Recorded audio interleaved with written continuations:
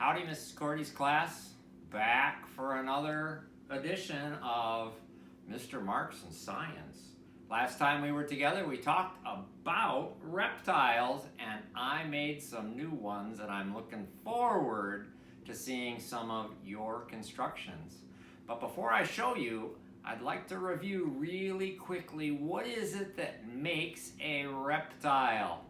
So, Miss Layla, how many body parts does a reptile have? Yes, 3. They have a head, they have a body, and they also have something long at the end, and that would be, yes, a tail. Good job. Now, some reptiles actually also have limbs, like legs and arms, but they don't call them anything but limbs. And I found out something as I was doing an investigation. At the bottom of their legs, their feet always point down. Now, I didn't know that before.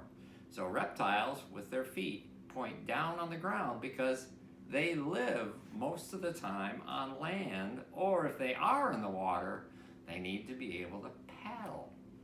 Now, Theo, they have a skeleton on the inside.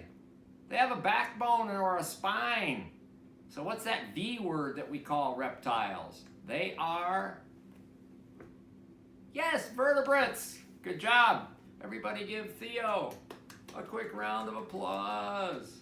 Nice job. Now, are they warm-blooded or cold-blooded, Ollie H? Remember, they're like fish. That's correct. They are cold-blooded. They can't make themselves warmer. They can't make themselves colder. So if they don't live in the desert, they have to find ways to heat themselves up so that they can move like you and I. Now, let's see. Who else? Harper! How are you, Harper?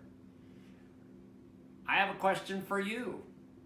Butterflies have something on their wings that are the same as what reptiles have covering their skin. What are they?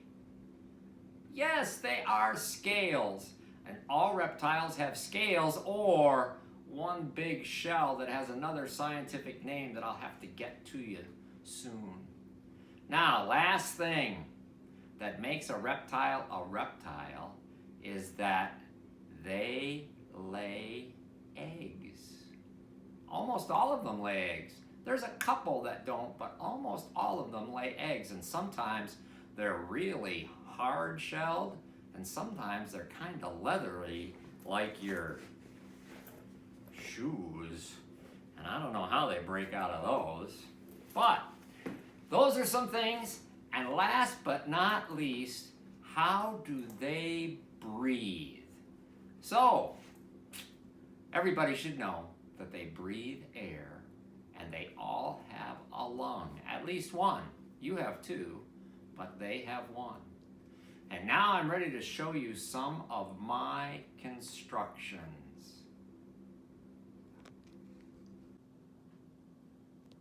So when we were together last time, I encouraged you to try and put together some constructions of reptiles.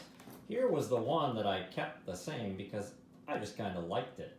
It's made out of lucky glass, and it shows the head, the body, the tail, some camouflage, which you might see, especially if you were in the desert or in Florida, and it's got its 4 limbs. Now, I put together a different kind of a snake. This snake is made out of forks and whisks, and actually, if you took the skin and the flesh off a skeleton and saw just the skeleton of the snake, it might look a lot like that one. Now, how do you like my crocodile with a pointy nose and a big mouth with teeth, 4 limbs, lots of hard scales, and a long tail? It's kind of small, which might make it like a South American one called a caiman. Now, Harper inspired me to change up my turtle a little bit and make it a painted turtle. I thought we saw a couple of those when we were out walking around a pond the other day.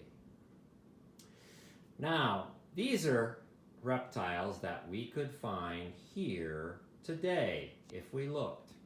You might see a turtle at the beach, or you might see a turtle at a pond here in Michigan. We don't have a lot of lizards in Michigan, but if you go a little bit further south, or you go to the deserts of Arizona and California, you'd find them. We do have a lot of snakes in Michigan, and really all of them, most of them, are pretty harmless.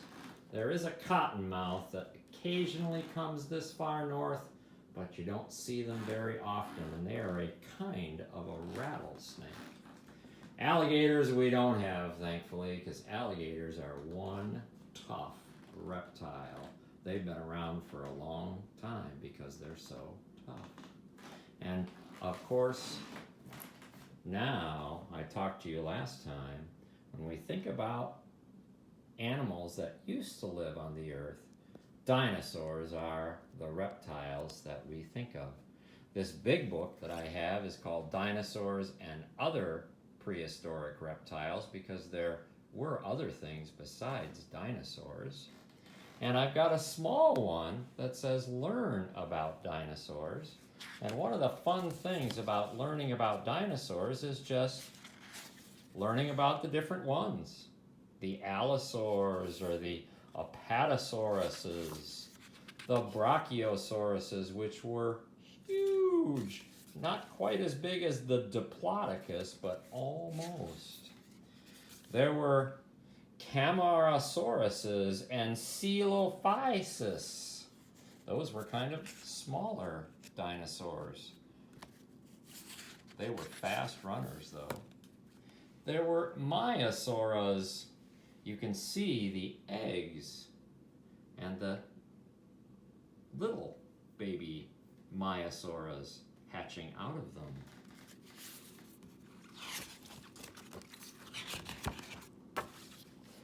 One of my favorites are the Stegosauruses. They were plant eaters, but they were tough. Those big spikes on the back of their back, on the top of their back, were used almost like heating elements. They soaked up the sun so that they could warm up their blood and move quickly in the morning. Now, one of my favorite of the things to see about dinosaurs is looking at their skeletons. And if you go to museums like the Smithsonian in Washington, D.C., or even up to Ann Arbor at the Natural History Museum there, you can see skeletons of dinosaurs. My favorite, I think, has always been the Ankylosaurus. Look at that. It's almost like a turtle, and almost like a lizard, and they were tough. And here's that picture of that Stegosaurus. Now, I'm not going to read this whole nonfiction book. You can find some things online, and I know that you probably have some dinosaur books at home. But I'm going to read a book about a lizard that I think is a lot of fun. So, I'll be there in a minute. Bye. This is the story of Lucas the lizard, who lives in a zoo. Lucas the Littlest Lizard by Kathy Helidontios.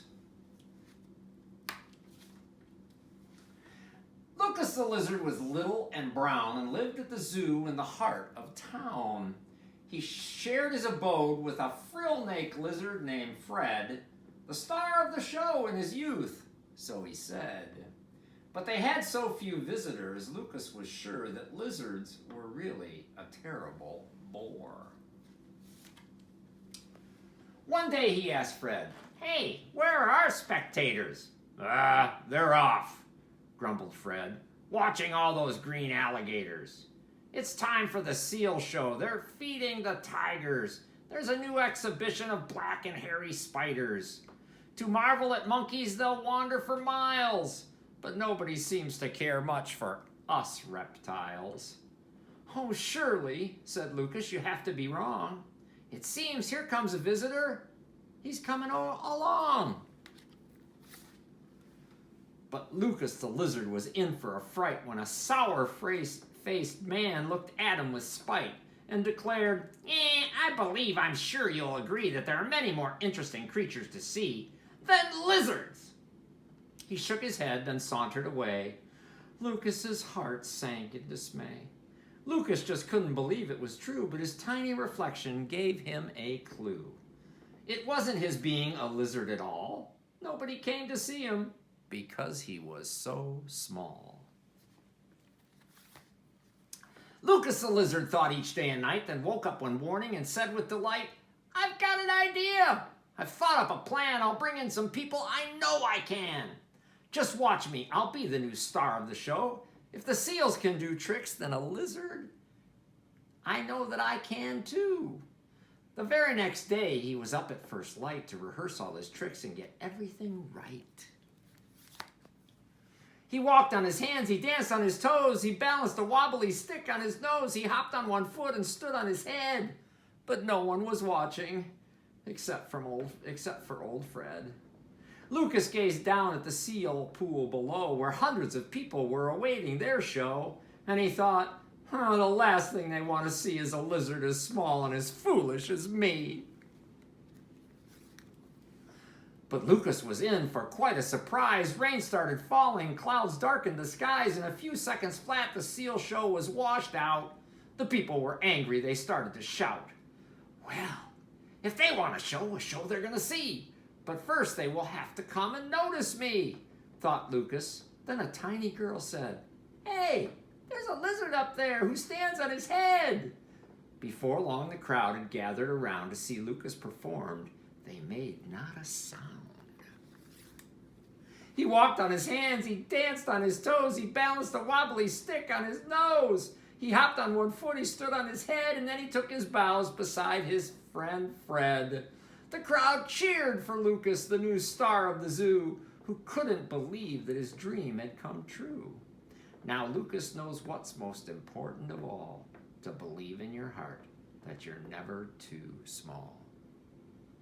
The end. And that's a great message. Don't ever believe that you're too small to do anything.